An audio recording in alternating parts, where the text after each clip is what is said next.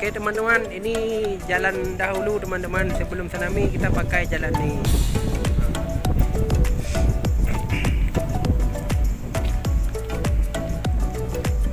Ini merupakan jembatan yang sudah putus.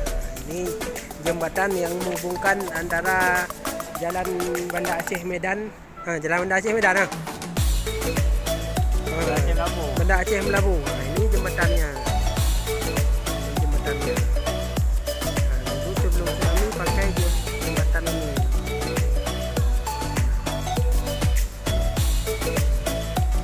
Sana waktu Tiro.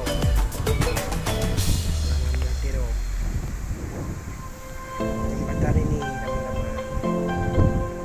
yang menghubungkan Banda Aceh Melabu. Tapi ini sekarang sudah putus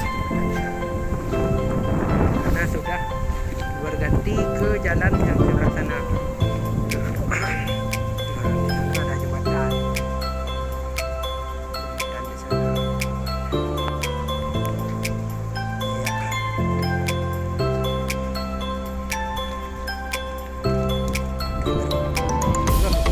Yuk. Nah, ini dahulunya pakai jembatan ini teman-teman.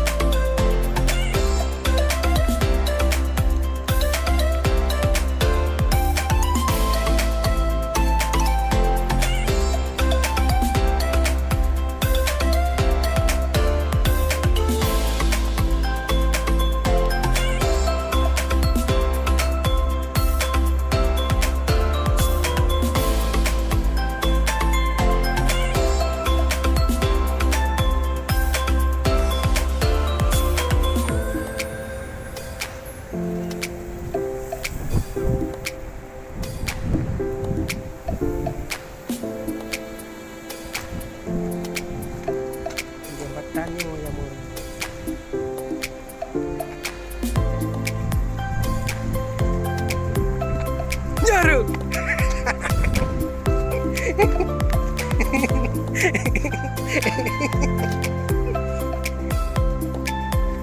Ya Rani.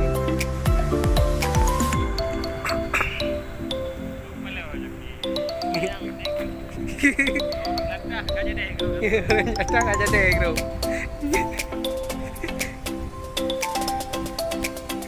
Nah ini teman-teman, ini jalan yang bukan antara jalan Banda Aceh